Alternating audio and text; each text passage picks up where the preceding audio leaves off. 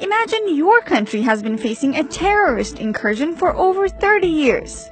Your Western and European allies have condemned the attackers, recognized the group as terrorists, and offered their support to you. Now, a few years ago, a new, bigger, and even more widespread threat has surfaced. One who has attacked you and your strong allies. So, what does one of your best allies do? Arm and train your longtime enemy in order to fight the new bad guys, and then let them settle up right next to you. You see why Turkey's upset.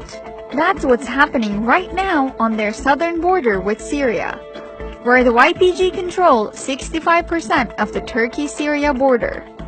The US says that Turkey should concentrate on attacking Daesh, but Turkey sees the YPG buildup as a greater long-term threat. Here's some background. In order to fight Daesh, also known as ISIS, in Syria a few years ago, the US armed and trained a group of mostly Kurdish rebels going by YPG, who later changed their name to SDF. More on that in a second. The SDF moved into areas which Daesh had been controlling, and they decided to stay and hold up in cities like Afrin, Manbij, and others. Some areas previously controlled by Daesh are now swarming with SDF fighters. So, who is the SDF? They formerly called themselves the YPG, who the Turks would say equated to the PKK. You're dealing with a terrorist enemy of mine. How can you do that, ally? So we literally played back to them that you got to change your brand. What do you want to call yourself besides the YPG? And with about a day's notice, they declared that they were the Syrian Democratic Forces.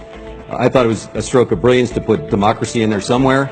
That's right. The SDF were told to rename themselves by the US. But why?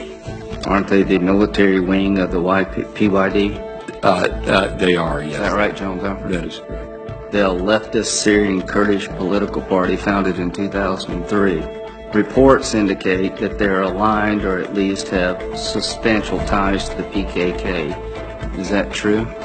Yes, we have. Is the PKK a terrorist organization in the eyes of the Turkish government?